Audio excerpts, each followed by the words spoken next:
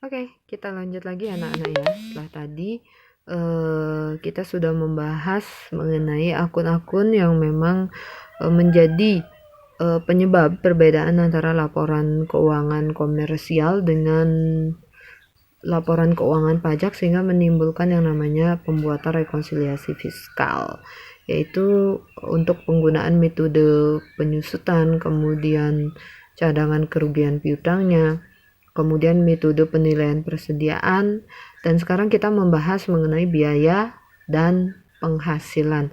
Nah, biaya dan penghasilan apa saja yang memang bisa dimasukkan ke fiskal positif atau dia akan mengurangi nantinya laporan laba rugi perusahaan, dan biaya dan penghasilan maksud Ibu, biaya dan penghasilan apa saja yang dimasukkan ke dalam fiskal negatif.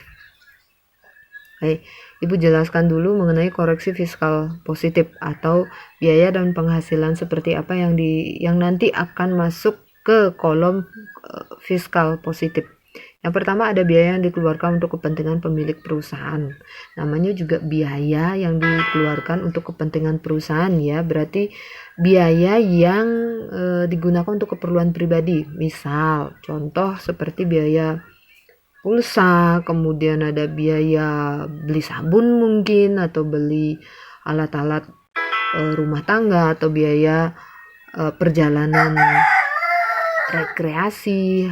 Nah, biaya-biaya seperti itu kalau di laporan keuangan perusahaan tentu kan dicatat di laporan laba rugi. Sementara kalau di pajak itu nggak boleh dicatat atau nggak boleh dicantumkan. Oke, itu nggak boleh dicantumkan.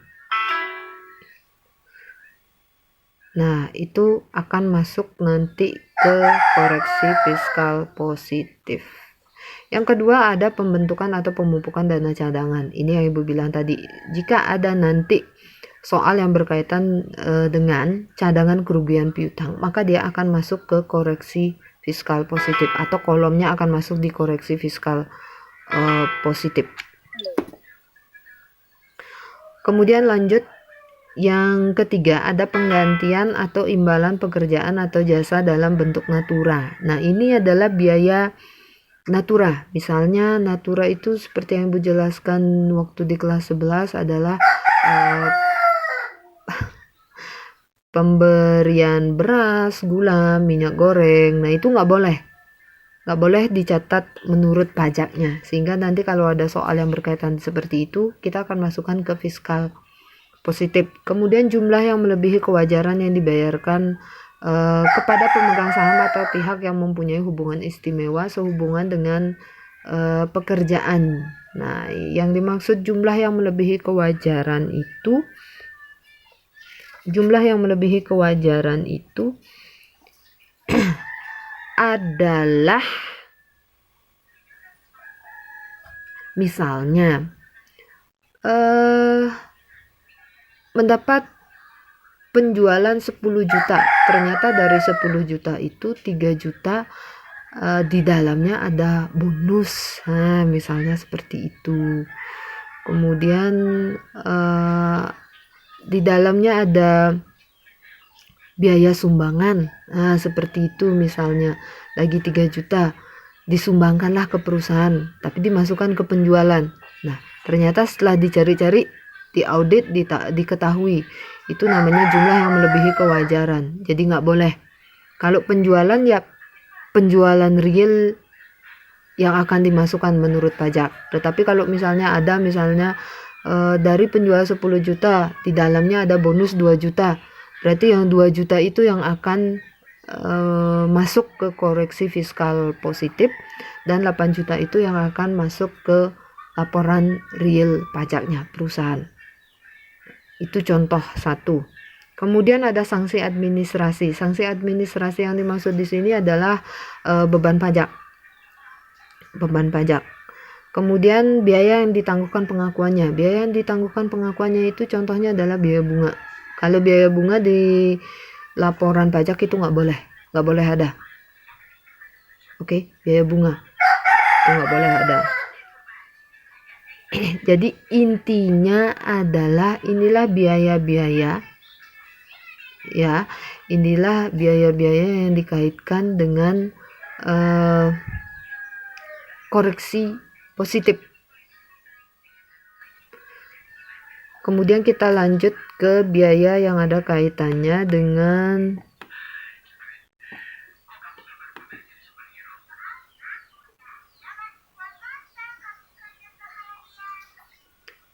koreksi fiskal positif masih ya. Harta yang dihibahkan, bantuan sumbangan, ini yang Ibu bilang tadi, harta yang dihibahkan, bantuan sumbangan, warisan.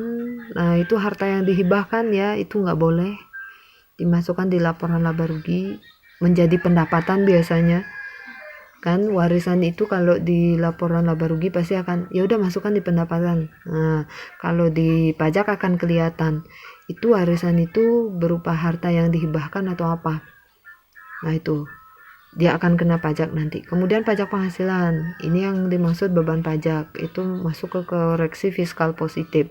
Kemudian gaji yang dibayarkan kepada anggota persekutuan firma yang modalnya tidak terbagi atas saham. Ada yang paham?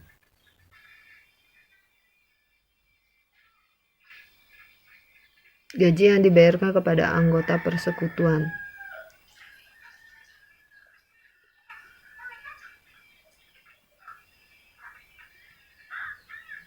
Ada yang tahu? Ini yang dimaksud adalah beban bunga dividen. Jadi dividen kan laba yang dibagi. Nah, kalau di laporan perusahaan itu pasti akan masuk, kalau nggak salah dividen ya pendapatan, dia akan menambah pendapatan. Tetapi kalau di pajak itu nggak boleh dicatat, pendapatan ya pendapatan, mengkhusus dividen lain, nggak boleh dicatat karena dia membayar pajak menyendiri. Kemudian jumlah yang melebihi kewajaran itu sudah di atas tadi Ibu jelaskan. Selanjutnya adalah selisih penyusutan komersial di atas penyusutan fiskal. Selisih penyusutan komersial di atas penyusutan fiskal. Ini kalian akan ketahui ketika kalian sudah menghitung metode penyusutan secara komersial dengan secara fiskal. Nanti dibandingkan mana yang lebih besar. Jika hasil beban penyusutan komersialnya ternyata lebih besar dari penyusutan fiskal, maka dia akan masuk ke koreksi fiskal positif. Tetapi sebaliknya, jika penyusutan komersialnya ternyata lebih kecil atau lebih rendah dari penyusutan fiskal, maka dia akan masuk ke koreksi fiskal negatif. Selisih amortisasi. Amortisasi itu penyusutan untuk kalau penyusutan pada umumnya kan kalau nggak salah aktiva tetap ya. Kalau selisih kalau amortisasi itu lebih ke aktiva tak berwujud kalau nggak salah, hak paten. Nah, itu selisih penyusutan untuk hak paten itu amortisasi kalau nggak salah. Silakan nanti kalau dikoreksi kalau misalnya kalian tahu ya.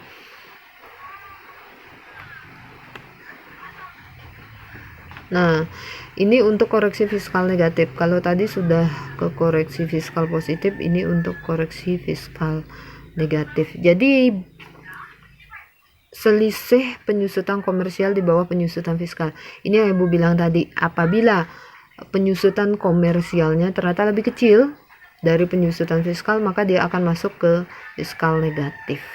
Begitu juga dengan amortisasi. Yang ketiga ada penghasilan yang ditangguhkan. Penghasilan yang ditangguhkan itu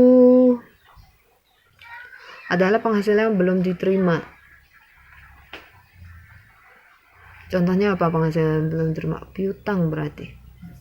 Piutang yang tak tertagih, sama seperti itu. Cadangan kerugian piutangnya masuk di sini, di fiskal negatif. Kemudian penghasilan yang dikecualikan dari objek pajak. Penghasilan yang dikecualikan dari objek pajak. Penghasilan dikecualikan dari objek pajak apa misalnya? Ya, silakan dulu cari contohnya. Ya, penghasilan dikenakan pajak final. Masih ingat penghasilan apa aja untuk pajak final? Ada hadiah, bunga, deposito, bunga obligasi ya. Kemudian penghasilan jasa, konstruksi dan lain sebagainya. Itu jika nanti ada di soal dimasukkan ke sini. Kemudian penghasilan yang bukan merupakan objek pajak.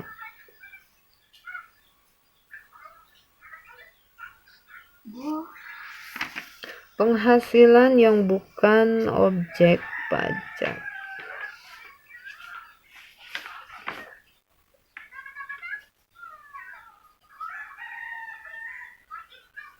Ayo, penghasilan yang bukan merupakan objek pajak. Sewa. Itu, tapi kalau sewanya dilihat dulu mana yang masuk PPh final, mana yang masuk 23. Itu nanti intinya adalah ketika kalian sudah masuk ke soal, kalian pasti akan lebih paham. Itu aja.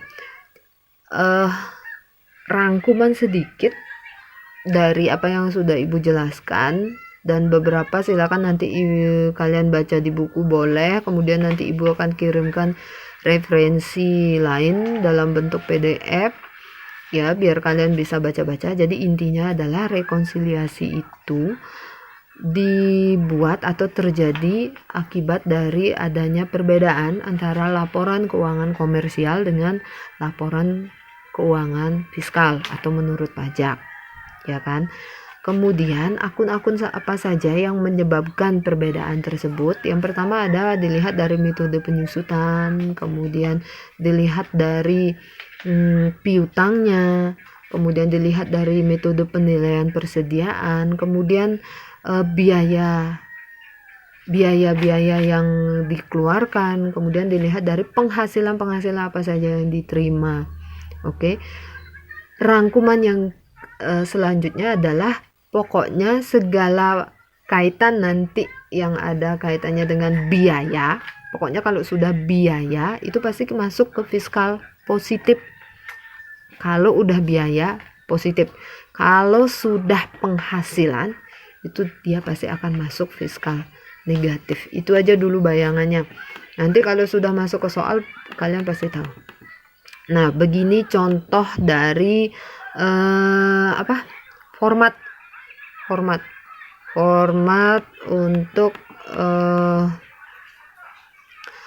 pembuatan rekonsiliasi fiskal.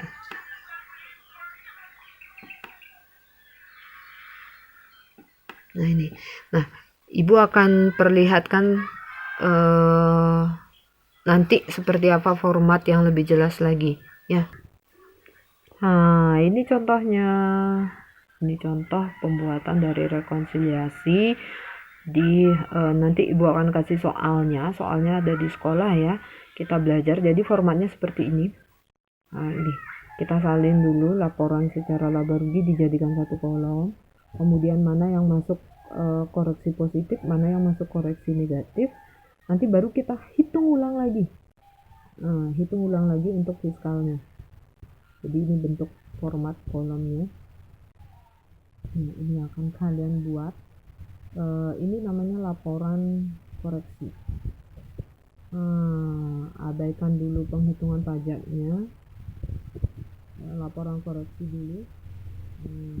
Nah ini nanti kita membandingkan nih laba bersih komersialnya seperti apa, ini kemudian ini adalah laba bersih fiskalnya seperti apa. Kalau sudah ketemu laba bersih fiskal, baru kita bisa menghitung yang namanya PPh pajak piutang pasal 31 untuk pembuatan rekonsiliasi. Ini belum rekonsiliasi ya, belum. Jadi ini baru membandingkan laporan laba rugi perusahaan dengan fiskal. Jadi dibuatkan kolomnya, ada koreksi positif negatif. Kemudian ini untuk penghitungan, ini yang dibilang tadi untuk penghitungan penyusutan.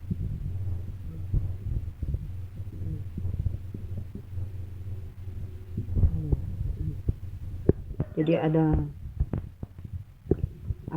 jumlah aset, ya, ada jumlah aset, kemudian umur ekonomis.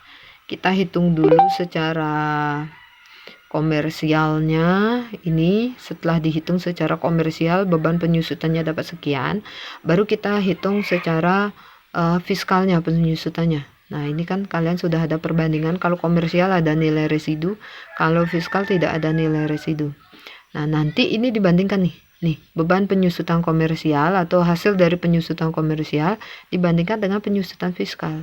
Selisihnya itu dihitung, dikurangi mana yang lebih besar. Nah, contoh nih, di penyusutan fiskalnya ternyata lebih besar, 11.875, komersialnya 8.750, maka dia di bawah fiskal keterangannya, dia akan masuk ke koreksi negatif. Gitu contohnya. Oke. Tapi tenang saja, nanti Ibu akan bikinkan formatnya. Jadi kalian tinggal masukkan saja. Nah, ini salah satu contoh bentuk dari laporan rekonsiliasi fiskal. Ya, jadi laba komersial ditambah dengan koreksi positif dikurangi negatif, ketemu laba fiskal. Laba fiskal ini harus sama dengan laporan koreksi laba rugi yang tadi Ibu sudah tampilkan. Ini harus sama. Nah, baru kita ngitung yang namanya perhitungan pajaknya. Setelah menghitung perhitungan pajak, ketemulah yang namanya PPh, apakah kurang bayar atau lebih bayar. Nanti inilah yang akan kita input semua di SPT badan. Itu dulu. Nanti kalau Ibu munculkan lagi SPT badan, takutnya kaget. SPT badan itu banyak sekali. Ya, jadi kita pelajari satu-satu dulu deh. Oke, itu sepintas ya anak-anak ya. Semoga dipahami, dan kalau ada yang belum mengerti atau kurang paham, kalian bisa tanyakan atau japri Ibu langsung. Untuk contoh soalnya, karena tidak bisa dikirim lewat WA, ya, entah kapan kita bisa ketemu, atau mungkin nanti Ibu sarankan perwakilan masing-masing ketua kelas untuk ngambil soalnya ke sekolah juga bisa, ya, karena soalnya sudah ada di sekolah, begitu juga dengan formatnya, sehingga kalian tidak perlu lagi fotokopi. Itu tergantung kalian aja sih sebenarnya. Silakan sepakati satu kelas, yang penting perwakilan aja 1 atau 2 siswa, entah itu ketua kelas atau sekretaris yang akan ngambil soalnya ke sekolah. Teknis pembagiannya silakan, boleh difoto atau boleh apa, silakan ya. Sepakati dulu satu kelasnya gimana. Nanti kalau sudah sepakat teknisnya seperti apa, kalian tinggal WA Ibu aja. Oke, jadi untuk pengambilan soalnya, karena sekarang libur, besok juga libur sampai hari Sabtu, Minggu, Senin baru bisa kalian ambil untuk latihan. Bukan latihan sih, untuk dikerjakan di hari Rebunya nanti. Oke, sudah bisa ya anak-anak ya. Nanti Ibu kirimkan materinya lewat WA. Selamat siang, terima kasih sudah mendengar dan menonton video ini. Semoga paham, dan jika ada yang ingin ditanyakan lagi, silakan langsung japri lewat WA pribadi Ibu. Terima kasih.